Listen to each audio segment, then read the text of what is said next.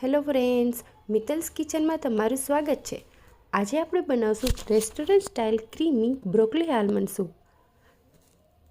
જે શિયાળાની સિઝન માટે એકદમ પરફેક્ટ છે। તો ચાલો બનાવીએ। એના માટે મેં અહીંયા 250 ગ્રામ જેટલી બ્રોકોલી લીધી છે। બ્રોકોલીને આપણે દાંડલી સહિત જ ઉપયોગ કરવાનો છે। આ રીતના જે થોડી નાની દાંડલીઓ છે એનો ઉપયોગ કરશું આપણે। એટલે આપણે દાંડલીને આ રીતના થોડી સ્કિનને આપણે ઉપરથી થોડો જાડો ભાગ હોય એને કાઢી લેવાની છે આ રીતના। અને પછી આપણે એના ટુકડા કરી લઈશું। રેન્ડમલી એમને લાંબા ટુકડા કરી લેવાના છે। આ જ રીતના આપણે બધી બ્રોકોલીના ટુકડા કરી લઈશું।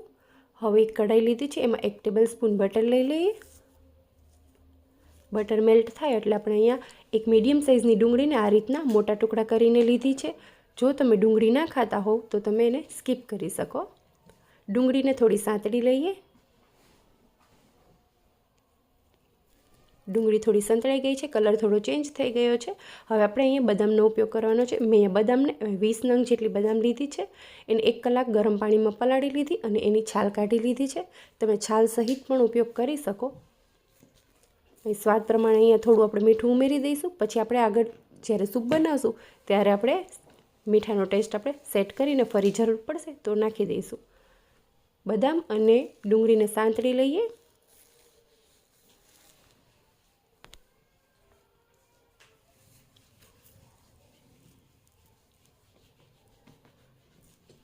અહીંયા હવે હું 1.5 ગ્લાસ પાણી લઉં છું। 1.5 ગ્લાસ પાણી આપણે ઉમેરવાનું છે અહીંયા ડુંગળીમાં અને બદામમાં।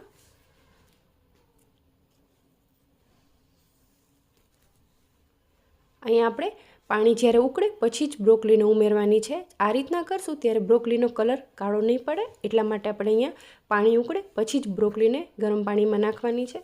પાણી આપણું ઉકળી ગયું છે। હવે આપણે એને એમાં બ્રોકોલી ઉમેરી દઈએ અને થોડું મિક્સ કરી દઈએ। તમે જોઈ શકો છો બ્રોકોલીનો કલર એકદમ ગ્રીન છે।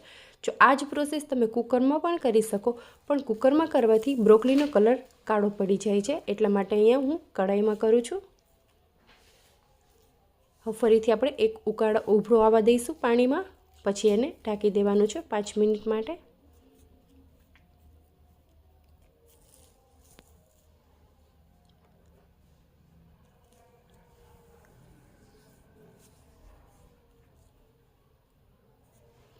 પાંચ મિનિટ જેવું ઉકળી ગયું છે। હવે આપણે જોઈ લઈએ। તમે જોઈ શકો છો બ્રોકોલી એકદમ સોફ્ટ થઈ ગઈ હોય એવું લાગે છે અને કલર એકદમ પરફેક્ટ કાળો નથી પડ્યો, ગ્રીન જ છે। અને એક વખત આપણે ચેક કરી લઈએ। જો તમે જોઈ શકો છો બ્રોકોલી એકદમ સોફ્ટ થઈ ગઈ છે। હવે આપણે ગેસ બંધ કરી દઈશું અને આ ઠંડુ થવા દઈશું। બ્રોકોલીના મિશ્રણને થોડું રૂમ ટેમ્પરેચર ઉપર આવે પછી આપણે મિક્સર જારમાં લઈ લઈએ।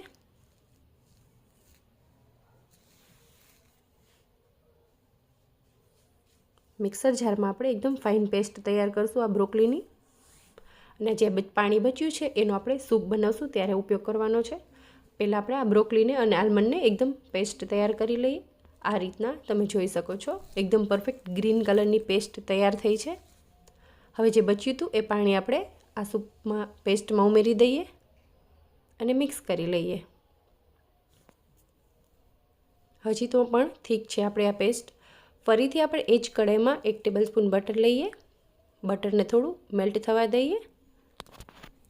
બટર મેલ્ટ થાય એટલે 2 ટેબલ સ્પૂન જેટલું લીલું લસણ એકદમ ઝીણું સમારીને લીધું છે એ આપણે બટરમાં ઉમેરી દઈએ।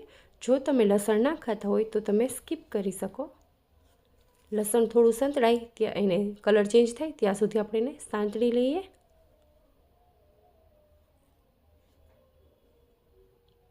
એકથી 2 મિનિટમાં જ આપણું લસણ તરત જ સંતળાઈ જશે।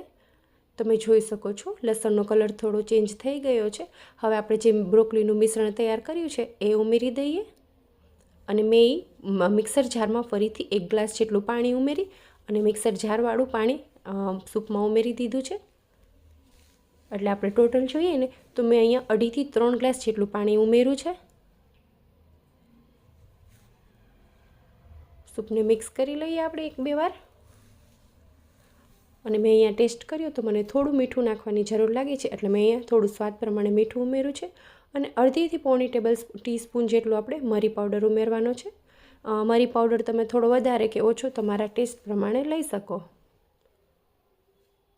તમે જોઈ શકો છો આપણું સૂપ એકદમ ક્રીમી ઘટ તૈયાર થઈ ગયું છે અને મેં એમાં 2 ટેબલસ્પૂન જેટલી ઘરની મલાઈ ઉમેરી છે.